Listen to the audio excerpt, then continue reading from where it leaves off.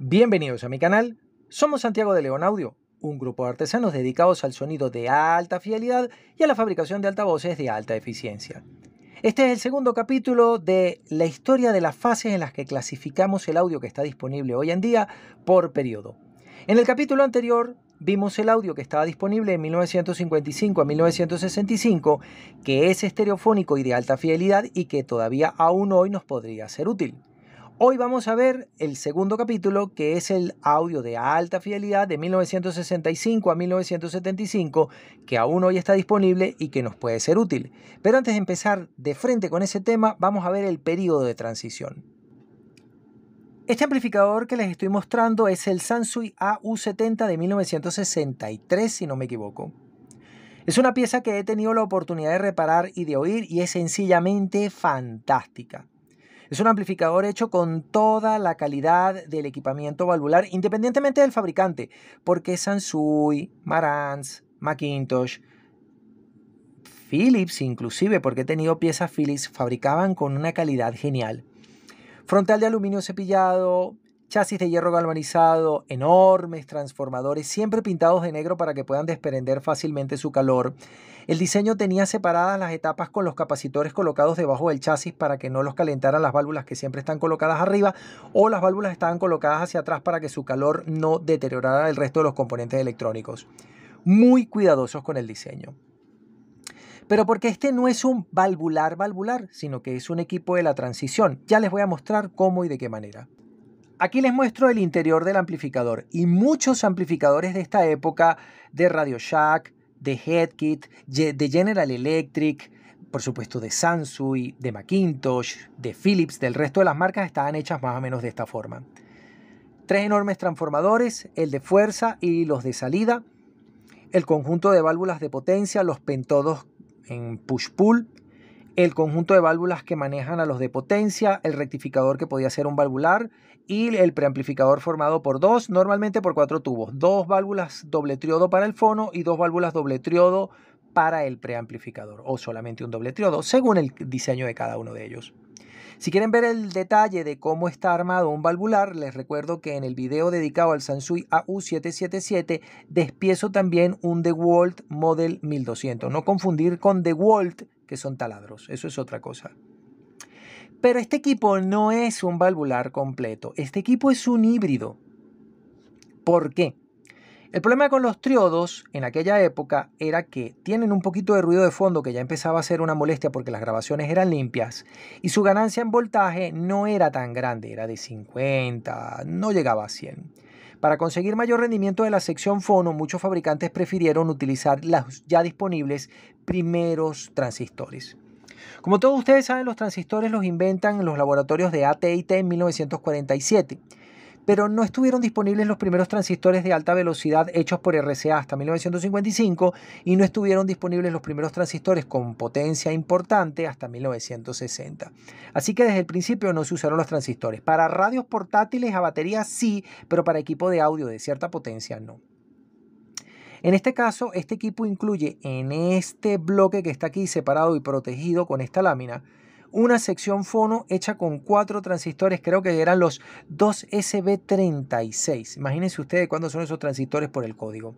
Eran unos transistores PNP de germanio muy difíciles de polarizar, pero con un rendimiento ligeramente superior en cuanto a ruido y ganancia en voltaje respecto de una válvula 12AX7, 12AJ7, cualquier cosa de esta. Entonces este amplificador es un híbrido. Tiene una mejor sección fono y tiene el sonido dulce de un valvular. Porque el sonido dulce de un valvular viene del hecho de que, a pesar de ser clase A, clase B push-pull, no tiene distorsión de cruce por cero, tiene una distorsión de cruce por cero muy pequeña, que es la que crea el sonido con grano y áspero, típico de los primeros modelos transistorizados. Aquí les muestro otro equipo de la transición. En este caso fabricado en Estados Unidos. Me refiero al McIntosh MA230. Es un amplificador que entrega 25-30 vatios por canal, me parece. La construcción igualmente, fantástica. Chasis de hierro galvanizado, transformadores completamente acorazados y blindados, potenciómetros de alta calidad, blindaje para el preamplificador. Ya se los voy a mostrar por dentro porque es interesante verlo. Miren esta construcción.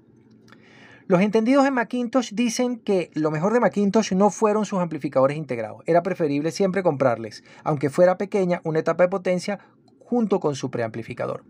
Pero justo es decir que este equipo es de altísima calidad. Noten un detallito. Los transformadores de salida son más grandes que el transformador de potencia, porque el transformador de potencia trabaja a 60 Hz en Estados Unidos, pero los transformadores de salida tienen que trabajar a 20 Hz, por eso son enormes. Noten ustedes que acá están los 4 pentodos de salida, porque este amplificador creo que ya da sus 30 vatios. Y aquí están los dobles triodos, que son los manejadores de la etapa de potencia. Este es el inversor de fase y el ganador de voltaje, inversor de fase y ganador de voltaje, y el ganador de voltaje de entrada para poder aplicar la técnica de retroalimentación negativa. Esto es un Williamson, por cierto, para aquellos que quieran enterarse de algún detalle. Todo es maravilloso. Aquí tenemos el panel para seleccionar la impedancia de los altavoces. Creo que son 4, 8 y 16 ohmios. Los terminales RCA de entrada, por supuesto, un equipo americano. Estas cosas nunca tuvieron conectores DIN, conectores de energía adicionales, un bello chasis de hierro galvanizado que además ha sido pulido, enormes capacitores protegidos del calor tanto como sea posible. Pero no es un valvular. Es un equipo de la transición. ¿Y por qué es un equipo de la transición? Porque el preamplificador, es decir, el ganador de voltaje de la entrada, el control de tono, los filtros pasa alto, pasa bajo y la sección fono ya están hechos con transistores. Eso hace que este preamplificador suene muy bien y de hecho descubrieron que los preamplificadores hechos con transistores suenan muy bien porque al aplicar la retroalimentación negativa, gracias a su gran ganancia en voltaje, les hace tener una pequeñísima distorsión armónica par e impar, con un sonido por supuesto más limpio y más dulce. Además de que el ancho de banda podía ser más grande, se podía trabajar con impedancias menores, con lo cual el ruido térmico en cada uno de los pasos era más pequeño, toda una maravilla de la técnica. Pero como no habían transistores disponibles para audio de alta velocidad de conmutación y además de una potencia respetable, la etapa de salida tenía que seguir haciéndose con válvulas.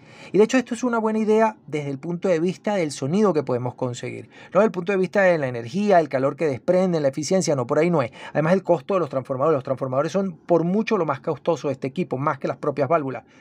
Pero el sonido era el mejor. El último equipo de la transición para realmente hablar de audio vintage y no de audio oldie, aunque está mala clasificación porque en realidad es audio oldie porque tiene más de 50 años, es este preamplificador, el Marantz Stereo Consolette Model 7T. Es exactamente igual por fuera, con los mismos controles, los mismos mandos, selector de entrada, todo igualito al Model 7, que es una pieza de colección. Pero el 7T está hecho enteramente a transistores. Y Marantz ha hecho un trabajo muy bueno con este equipo. La sección fonográfica del Model 7 original era la mejor en su oportunidad, porque tenía 3 triodos en cascada. Entonces Marantz repite la fórmula y esta es la primera sección fono que tiene 3 transistores bipolares NPN de silicio de bajo ruido y de alta ganancia en cascada. Lo normal es acompañar un pre de estado sólido como este, muy básico, como también los haría Phase Linear en su oportunidad un tiempo después, 1972, se los mostré, el preamplificador Phase Linear Model 4000 de transistores, porque el 4000 Series 2 ya usa amplificadores operacionales y el sonido es una mierda. Este equipo es común acompañarlo de una etapa valvular, porque las etapas valvulares no tienen distorsión de cruce por cero y tienen un sonido más dulce. Y conseguir ese sonido dulce a partir de transistores costó mucho trabajo y mucha técnica. Les muestro lo que sigue. Este es el primer amplificador integrado de transistores que yo sepa. De repente Philips o Telefunken o alguna otra marca tenga un equipo anterior, pero por lo menos de este lado de charco, este es el amplificador más viejo. Macintosh saca esta pieza en 1965. Se ve precioso. Lo he tenido en propiedad y lo he tenido para reparar. Una máquina maravillosa. Está construido como un valvular, en el sentido de que tiene el mismo chasis de hierro galvanizado y pulido, unos enormes transformadores acorazados y bien blindados, enormes filtros. Este equipo tiene un diseño muy moderno, usa transistores de salida complementarios, tiene una distorsión inferior al 0.8% a 1 kHz y tiene un sonido más que razonablemente bueno y dulce. Es un equipo precioso cuando está en su caja de madera y con sus patas especiales, porque él tiene unos rieles, él no tiene patas, él tiene unos rieles especiales para encajar como una gaveta dentro de su mueble de madera. Es un equipo de lo más simpático. Aún hoy en día lo podríamos utilizar, aún hoy en día es un equipo interesante a pesar de ser básicamente el primero y después sería ampliamente mejorado con el 6200 y el 7200, que son piezas completamente distintas aunque tengan la misma numeración. Tiene la calidad de construcción de Macintosh y un sonido muy bueno. Pero estos equipos empiezan a exhibir el defecto de la distorsión de cruce por cero, que en algunas situaciones hace que el sonido sea estridente, chillón, áspero, y eso molestaba mucho porque la gente venía del sonido muy dulce de los valvulares y entonces este sonido áspero molestaba bastante. Una explicación detallada acerca de este problema la comento en 2 videos especiales que tengo dedicados al amplificador integrado Marantz Model 1200B, donde cuento esa historia y cómo Marantz resolvió la transición del sonido valvular al sonido de estado sólido. Y por último, una solución que terminó siendo de bajo costo y muy interesante vino de la mano de la maquiladora de Estados Unidos en su oportunidad, que era Japón. Aunque los japoneses fabricaron equipos que ya desde el principio eran de muy alta calidad. Estoy hablando de esta que es una pieza maravillosa, el Sansui AU777. ¿Y qué resolvía este equipo? Les cuento. En el mercado americano, habían varias empresas que, como los equipos eran muy caros, no te los vendían armados, sino te los vendían como un kit desarmados. Entonces, Headkit, Radio Shack, me parece que H.H. Scott y no recuerdo cuál otra marca, bueno, DeWalt, ofrecían los equipos armados o los ofrecían como un kit. Y los amplificadores valvulares de aquella época, que casi todos eran push-pull con un diseño de Williamson, daban potencias muy pequeñitas, 5, 7, tal vez 9 vatios de eficacia, además que con transformadores pequeñitos no permitían el paso de los bajos. Les cuento ese detalle. Si ustedes ven el video del Sansui AU777 donde yo muestro a ese DeWalt Model 1200 como ejemplo, se habrán dado cuenta de que el transformador de fuerza es mucho más grande que los transformadores de salida, porque ese amplificador no puede dejar salir señales por debajo de los 60 o 50 Hz. Esa es su frecuencia de corte. Para permitir que el ancho de banda vaya desde los 20 Hz y se puedan reproducir todos los bajos que tenga la grabación, se necesitan transformadores que en realidad son más grandes que el transformador de potencia. Y esto es muy costoso. En los kits era normal tener transformadores más bien reducidos que ponían en apuro a los pentodos, pero que reducían enormemente el costo de fabricación y el peso de transporte de esos amplificadores. Ese problema no lo resuelven los primeros diseños de transistores, porque el primer receiver estereofónico transistorizado de Sansui me parece que es el Model 3000 y él todavía tiene transformadores de salida. Pero ya este amplificador tiene una tecnología más avanzada. El 777 es el primer amplificador japonés de transistores que no lleva transformador de salida. Y eso permite que el ancho de banda vaya hasta frecuencias muy graves, 20-25 Hz, sin requerir transformador. Y por eso este equipo era muchísimo más económico.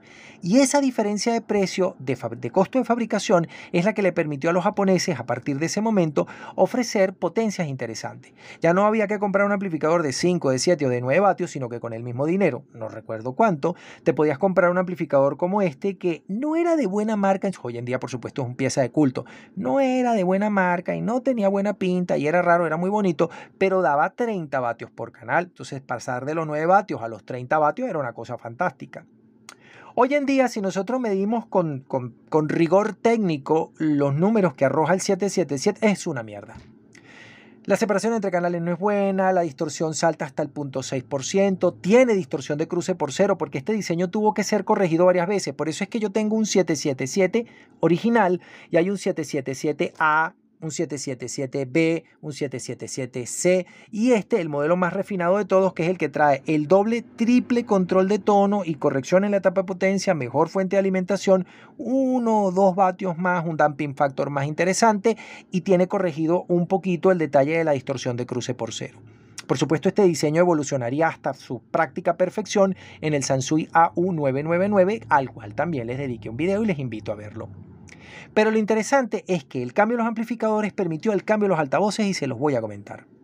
Los altavoces del periodo de 1955 a 1965, es decir, los altavoces oldie, eran complicadísimos, porque como tenían que rendir la potencia escasa que los amplificadores de su oportunidad podían ofrecer, pues entonces tenían unos arreglos súper complicados.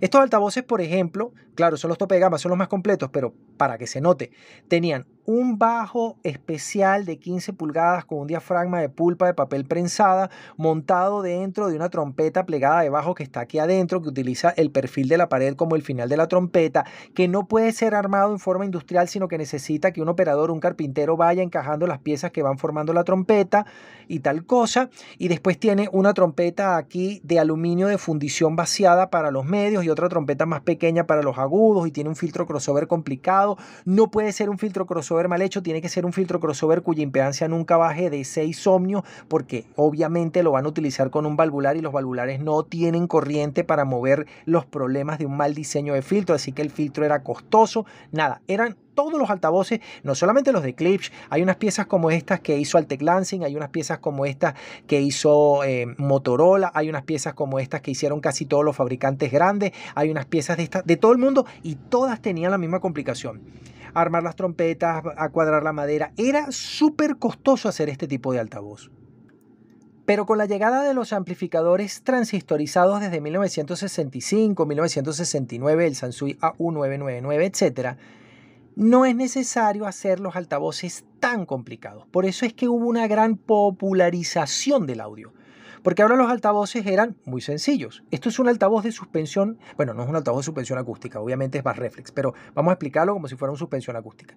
Esto es un altavoz de suspensión acústica. Un altavoz de suspensión acústica es una caja, simplemente una caja, un gabinete. Adentro no hay tubos, adentro no hay trompeta, adentro no hay laberinto, adentro no hay nada. Es una caja. Y esto lo puede fabricar una máquina. Una máquina puede cortar todos los tablones y pegarlos. Eso es más económico. Lo segundo, montar un bajo, montar un medio, montar un tweeter o montar solamente un tweeter grande, un rango extendido, montar 4 o 3 componentes. No necesitaban trompeta. Este tiene trompeta, pero es un altavoz de este periodo porque este es un Sansui SP2000 que yo quería que vieran. Que es una pieza, por cierto, difícil de conseguir. Yo no la he visto en Venezuela. En Venezuela he visto el CP300. Pero lo interesante es que ahora los altavoces no necesitaban trompeta, era más barato porque solamente era un tweeter, un medio y un bajo. Te podían tener un filtro crossover no tan necesariamente bien diseñado porque los amplificadores transistorizados tienen un poquito más de corriente para mover impedancias de valores variables. No necesitas trompeta, no necesitas laberinto, no necesitas complicaciones. Entonces, fabricar altavoces de repente era muy económico.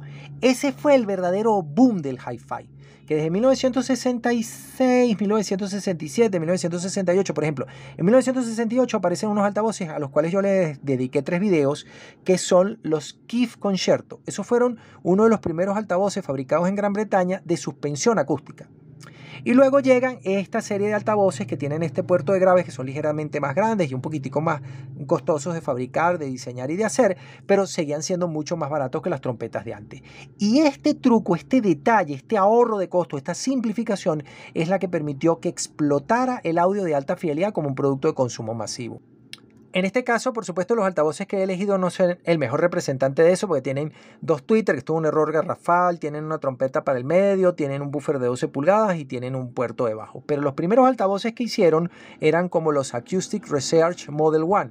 Era un bajo de 10 pulgadas, un rango extendido, un filtro crossover que estaba formado por una bobina y un capacitor, una caja que no tenía ningún arreglo complicado adentro, sino que era una caja sencillamente rellena de material absorbente acústico y cableado, y se acabó el problema. Más o menos la misma estructura que yo les había mostrado en las Keith Concerto.